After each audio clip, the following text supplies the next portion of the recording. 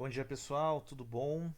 Vamos iniciar agora aqui mais uma série de exercícios agora sobre o tema da ótica, tá? Vamos passar pelos principais temas com exercícios representando aí bem os vestibulares que a gente tem, tá? Então vamos começar por esse da UFCE que diz: quando dois ou mais raios de luz vindos de fontes diferentes se cruzam, seguem suas trajetórias de forma independente, como se outros não existissem. Esse texto caracteriza bem, gente, nós temos lá o princípio da propagação retilínea, então que a luz vai reto. Esse, no caso, é o princípio da independência dos raios de luz, tá? Por conta de que quando você cruza raios de luz, eles continuam como se não existissem, tá?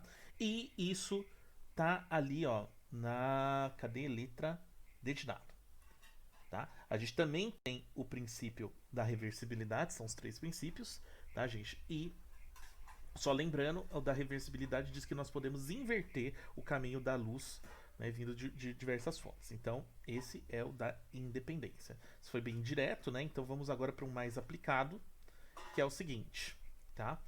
Três feixes de luz, me desculpa aí, gente, voltou. Três feixes de luz de mesma intensidade podem ser vistos atravessando uma sala, como mostra a figura. Então, vamos dar uma olhadinha, ó. A gente tem aqui os feixes de luz atravessando a tua sala, né? O 1, 2 e o 3. Eles se cruzam aqui na região A e batem ali na região B, C e D. Ok. Aí o feixe de 1 é vermelho, o 2 é verde e o 3 é azul. Os três feixes se cruzam na posição A e atingem um anteparo nas regiões B, C e D. As cores que podem ser vistas nas regiões A, B, C e D, respectivamente, são. Bem, gente, vamos lá. Primeiro que eles já se cruzaram e continuam reto, né? Então, na região B, você vai ter azul na região C, você vai ter verde na região D, você vai ter vermelho, tá, gente? Então a gente já sabe disso. Então vamos ver quem que bate com isso, ó. Então a gente tem, é, vamos ver B, C e D. Então tem que ser, vamos ver azul, verde e vermelho. Então azul, verde, vermelho, azul, verde, vermelho. Então a gente tem dois com essa opção, que é o C e o D. E por último, a gente sabe que a região A vai ser branco, porque na interação e na mistura dos três, lembra que essas três cores básicas, elas compõem toda a regulação aí das cores básicas. Quando você mistura as três, você recebe o branco. Portanto, letra D. Tá, gente? Então essa aqui é a nossa resposta. Tá bom? Então vamos agora para a nossa próxima pergunta do Ita, que diz o seguinte: dos objetos citados a seguir, assinale aquele que seria visível em uma sala perfeitamente escura. Bem, gente, uma sala perfeitamente escura precisa ter alguma fonte primária, alguém que emite luz, para que você enxergue o objeto. Então, o espelho, gente, ele não emite luz. Qualquer superfície clara também não emite luz. Superfície clara, ela reflete luz. Um fio aquecido ao rubro, ou seja, um fio que é aquecido até ficar vermelho, esse sim emite luz. Ele emite luz em forma, tá, dessa luz vermelha, então é a letra C. Uma lâmpada desligada, se fosse ligada, ela seria uma resposta. E um gato preto não emite luz, então é a letra C, tá, gente? Vamos agora para esse da FEI, que diz o seguinte: a luz solar se propaga através de um meio translúcido. Vamos lembrar, gente, o meio translúcido ele permite a passagem de luz, mas a luz é desordenada, ou seja, ela perde o seu caminho reto. Então você acaba tendo um tipo de, assim, uma mistura, né, de caminhos e a luz acaba sendo espalhada, tá? Qual das alternativas a seguir representa o que acontece com a propagação dos raios de luz, ou seja, com o movimento dos raios de luz? Bem, gente, esse no caso é a letra A, porque você entra com a luz bem ordenada, parte pode ser refletida, tá? Isso aqui que é esse raiozinho, e o resto, ó, ele acaba sendo espalhado. O B, gente, mostra o que a gente chama de uma. Nesse caso, é um meio transparente, porque eles não foram espalhados. Aqui a gente teve uma reflexão no C. No D é uma coisa impossível, tá, gente? Porque você, na hora que viesse aqui do outro lado, você teria uma coisa parecida com um D. E o E, você tem a absorção da luz. Então, o único que bate legal é a letra A. Muito bem. Agora vamos para uma questão de espelhos, que diz o seguinte, gente. O objeto ABC encontra-se em frente de um pequeno espelho plano E, como mostra a figura adiante. A figura que melhor representa o espelho E, o objeto ABC e sua imagem I é. Então vamos lá, gente. Ó, o ABC ele tem a pontinha dele virado para a esquerda e o espelho aqui está na frente dele. Vamos lembrar das características. Primeiro, que o tamanho é preservado, né? Então do outro lado você vai ter um cara com o mesmo tamanho aqui. A orientação de cima para baixo não muda e tudo que é esquerda e direita é invertido. Então esse AB que vira para a esquerda, ele vai virar para a direita. Então vamos ver quem que representa. Ó, o A não inverteu, o B diminuiu, então não é. O C, ele inverteu, só que diminuiu, não pode ser. O D, ele mudou a figura, não pode mudar. E o E, ele tá do mesmo tamanho invertido, então é a letra E. Muito bem, gente. Então esse resolvemos o da Unesp. Próximo. O FABC, e ele diz o seguinte: a escultura na figura encontra-se exibida no pátio do Museu Metropolitano de Arte de Tóquio. Trata-se de uma esfera metálica com um grande poder reflexivo, e nela vê-se a imagem de uma construção. Então você vê, gente, é uma esfera, né? E quando a esfera é refletida da parte de fora, pessoal, nós chamamos essa esfera de um espelho convexo, tá? E o espelho convexo, gente, ele só faz um tipo de imagem. Ele faz uma imagem que ela é do tipo virtual, não só é virtual, mas ela também é uma imagem menor, ela diminui de tamanho e ela é direta, ou seja, ela não vira de ponta cabeça. Tá? Então ela dá uma distorcida e nós conseguimos enxergar melhor, com uma maior amplitude, ou seja, a gente consegue enxergar várias direções, só que de forma distorcida. Tá? Então vamos ver aqui. Ó. Pode-se afirmar que a imagem é real, então real não é, pode pular, vamos para o C. Virtual e se forma na superfície da esfera? Não, gente, ele se forma atrás da esfera. D, virtual se forma atrás da superfície espelhada da esfera, ótimo. E então é a letra D, porque o E ele diz que forma na frente da superfície, portanto, letra D. Muito bem. Agora vamos para o próximo, que ele está falando sobre os tipos de, aí no caso, né, os tipos de imagem que vai ser formada. Então olha só, considere as figuras que representam uma vela colocada em frente de vários tipos de espelhos. Isso aqui é legal porque ele unifica várias matérias. Então a imagem da vela formada pelo espelho será virtual em... Muito bem, gente, então vamos lembrar o seguinte, tá? Você tem imagem sendo virtual sempre quando você tem o convexo. Então, aqui a gente tem. E qualquer caso do plano. A gente sempre tem virtual no convexo e no plano. E quando é côncavo, gente, você só tem imagem virtual quando você está bem próximo e você tem a imagem ampliada. Que é nesse caso, ou seja, assim na frente do foco. Tá? Então é o 1, o 4 e o 5. Portanto, é a letra A. Todos os outros, gente, aqui no côncavo, você tem imagem real, ou seja, você tem projeção de imagem, portanto, não forma, tá bom? Agora vamos para um primeiro analítico, ou seja, um que tenha aí os cálculos, tá, gente? Vamos fazer esse de cálculo. Então, gente, vamos ver aqui esse da FUVEST, que diz o seguinte: suponha que exista um outro universo no qual há um planeta parecido com o nosso, com diferença de que a luz visível que o ilumina é monocromática, ou seja, só tem uma cor única. Tá? Mono de único e cromático de cor única, né? Um fenômeno óptico causado por essa luz que não seria observado nesse planeta seria... Bem, gente, se tem uma cor só, então se você tentasse separar as cores dessa luz, você não teria o arco-íris. Então é a letra D. Todos os outros fenômenos, gente, que são os fenômenos de luz, na verdade, gente, você não tem, né, nesse caso, o aparecimento dos outros, eles aparecem normalmente, porque a luz ela não deixa de ser uma onda, tá?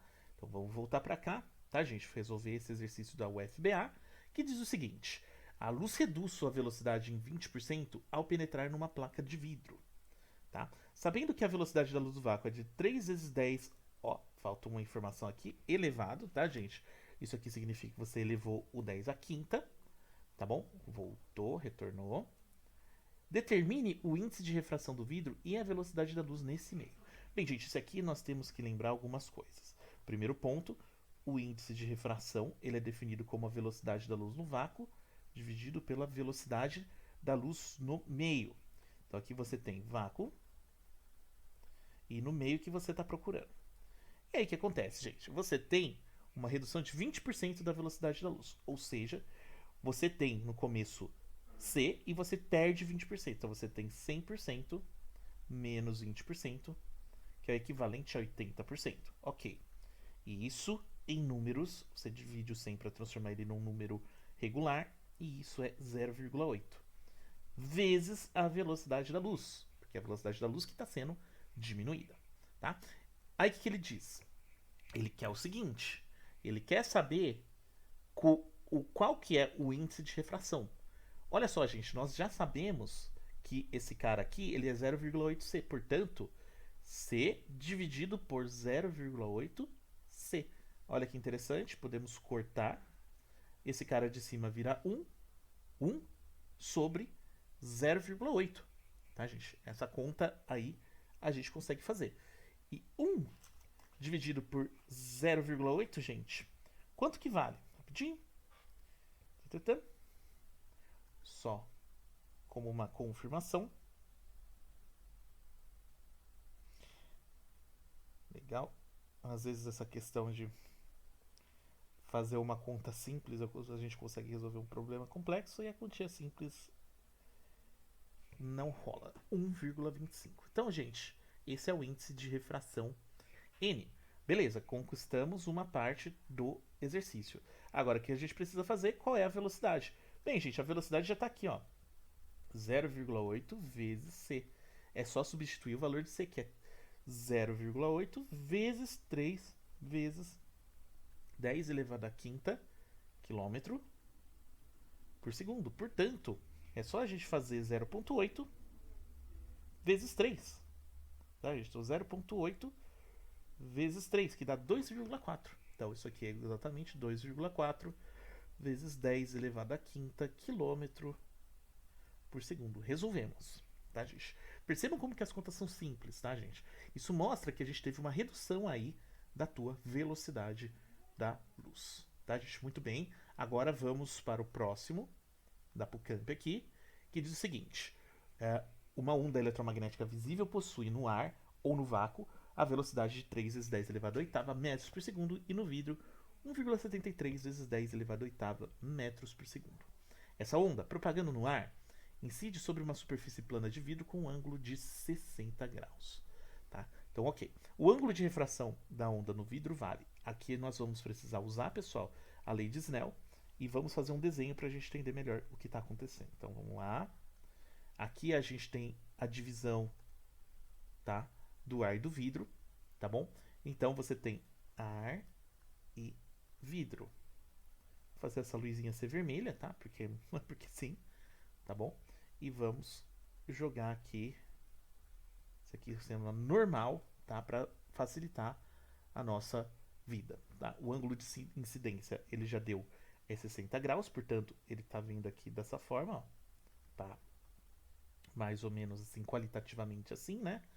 Então aqui você tem 60 graus, tá bom? Por conta de que você está indo de um meio mais rápido para um meio mais devagar, o que você vai ter? Você vai ter o seguinte: um desvio para dentro, tá? Então a luz está fazendo isso e nós temos aqui um ângulo X que nós não sabemos quanto que vale. E nós vamos procurar, tá bom?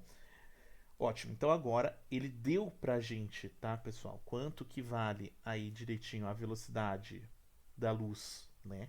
Num caso e no outro, então a gente pode calcular o índice de refração, tá? Portanto, a gente tem que o N é igual a velocidade C sobre V, portanto, ele é 3 vezes 10 oitava dividido por 1. Então, 3 vezes 10 elevado a oitava dividido por 1,73 vezes 10 a oitava. Olha que interessante. Esses dois caras se cortam e, não só isso, a gente tem que N é igual a 3 sobre 1,73. Por que você não fez a conta? Porque vocês já vão observar que eu vou fazer alguns cortes ali na frente, tá? Então, o índice de refração, no caso do vidro, tá, gente? Tem esse valor aqui, ok? Então, ótimo. Agora vamos, tá? O ar, ele tem um índice de refração igual a 1, tá, gente? E o vidro tem o índice de refração que acabamos de calcular, sobre 1,73, tá? Ótimo. Agora, o que a gente vai fazer, tá? Ele está dizendo aí que o ângulo e tudo mais, agora nós vamos usar, já que a gente tem os índices de refração, vamos usar a lei de Snell, que diz o seguinte: meio 1 vezes seno de incidência 1 é igual a N2 vezes seno do ângulo de incidência número 2. Bem, vamos substituir tudo que a gente já sabe. N1, tá, gente? Ou seja, o ar. Esse cara vale 1. A gente tem que ter o seno de quem? Seno de 60 graus. O N2 a gente sabe que é 3 sobre 1,73. Acabamos de calcular. E esse cara aqui é o nosso x. É o que nós desejamos procurar. Então, agora que está tudo riscado, vamos reescrever. O 1 vezes o seno de 60, né, pessoal? Seno de 60 foi dado ali em cima. É 0,87. Tá? Então, o que a gente tem? A gente tem 0,87, que é igual a 3 sobre 1,73 vezes seno de x. Tá? Então, o que a gente tem que fazer agora? A gente tem que isolar o seno de x. O que a gente faz? Esse cara vai como vezes e esse cara vai como divisão. Portanto, vamos lá, seno de x é igual a 0,87 vezes 1,73 dividido por 3. Bem, gente, para não ficar perdendo um grande tempo aqui agora fazendo contas, né? Então vamos falar 1,73. Vamos lá. 1,73 vezes 0,87 dividido por 3. E você vê que isso dá bem próximo de 0,5. Então, o seno desse ângulo x é igual a meio. Tá, gente? E vamos lembrar qual que é o ângulo que tem seno meio? É o ângulo de 30 graus. Portanto, vamos lá? É a letra D que nós temos nesse caso. Tá, gente? Ó, seno de 30 vale meio. Muito bem, gente. Vamos agora, né, para o nosso próximo exercício, que diz o seguinte: um raio de luz monocromática que se propaga em um meio de índice de refração 2 atinge a superfície que separa esse meio de ar com índice de refração 1. O raio luminoso passará para o ar se o seu segundo ângulo de incidência na superfície for... Muito bem. Então, gente, vamos lembrar do seguinte. Você tem um meio aqui, né? Tá? Você tem... Vamos dizer que aqui é o tal do seu meio. E aqui você tem o ar. Tá? E a sua luz está se propagando ali. Muito bem, gente. Então, aqui você tem um índice de refração N igual a 2 e no ar você tem um índice de refração igual a 1. Muito bem. Então, gente, vamos pensar o seguinte. Esse raio, no momento que ele bater aqui, tum, né, ele vai formar um certo ângulo. Esse ângulo aqui tá marcado aqui. E você vai ter esse desvio, porque você saiu do meio em que a luz é mais devagar para outro mais rápido. Você tem esse tipo de comportamento. E você tem esse ângulo, tá? Formado aqui do outro lado, marcado aqui. Então aqui incidência, esse aqui refração. Muito bem, gente. Então esse é o tipo de comportamento observado. Bem, vamos lembrar, pessoal, que se eu for aumentando o ângulo I, esse ângulo R aumenta junto e chega um momento, um dado momento, tá? Que você vai ter um comportamento assim, ó. Você tem o raio aqui batendo dessa forma e ele vai ser desviado exatamente de 90 graus aqui, ó. Então você tem esse ângulo que a gente chama de L, ângulo limite, que depois disso você tem a reflexão total voltando para cá, com esse cara sendo 90 graus. Então vamos fazer uma continha aqui simples, tá? Então, esse cara, ele segue a lei de Snell. Portanto, seno de N1 vezes seno de incidência 1 é igual a N2 vezes seno de incidência 2. Muito bem, gente. O que acontece? Aqui nesse caso você tem o seu meio. O seu meio você tem 2 como sendo seu índice aí de refração. E esse ângulo aqui a gente chama ele de ângulo limite. E eu quero saber esse ângulo limite, por quê? Porque eu quero saber quando que tem refração, porque se eu passo desse ângulo, eu passo a ter reflexão. E o N2 a gente tem um aqui e o seno desse cara, que na verdade, vocês percebem que ele é 90 graus. Seno de 90, não por acaso, também vale 1, pessoal. Tá? Vai ficar 1 e 1 desse lado. Então vamos ver como que fica. Você tem 2, seno desse L é igual a 1 vezes 1, que dá 1. Você passa o 2 dividindo, portanto, o seno desse ângulo L, ele vale meio. Portanto, gente, vamos lembrar, o ângulo que tem seno meio, 30 graus. Muito bem. Então, o que acontece, gente? O raio passa para o ar, o raio passa para o ar se o ângulo, ou seja, ele consegue passar somente se ele for menor do que 30, que se ele for maior, ele reflete. Tá, gente? Então, a gente conseguiu calcular o ângulo limite, vocês aprenderam isso agora, e conseguiu interpretar. Se você fosse para um maior, você errou, por quê? Porque nesse caso você tem reflexão. Tá bom, gente? Muito bem, vamos agora para o próximo aqui, sobre o olho. Uma pessoa não consegue ver os objetos, pois a imagem está sendo formada entre o cristalino e a retina. Tá? Então vamos lembrar, tá, gente? Dá uma olhadinha aqui. Você tem aqui o cristalino e a retina, então ele está formando antes, ele está tendo uma formação da imagem aqui, entre esses dois carinhas. Isso, pessoal, é típico da miopia, e se você espalha a luz, né, você faz a luz ser espalhada, você corrige esse tipo de problema. Portanto, você precisa de uma lente divergente, tá? Para ver a imagem nitidamente, essa pessoa deverá usar óculos do tipo divergente, tá, gente? Aí, ó, vamos ver os outros. Ó, lentes convergentes e divergentes simultaneamente não, tá? E a gente precisa com lentes divergentes, que é o típico da miopia, tá, gente?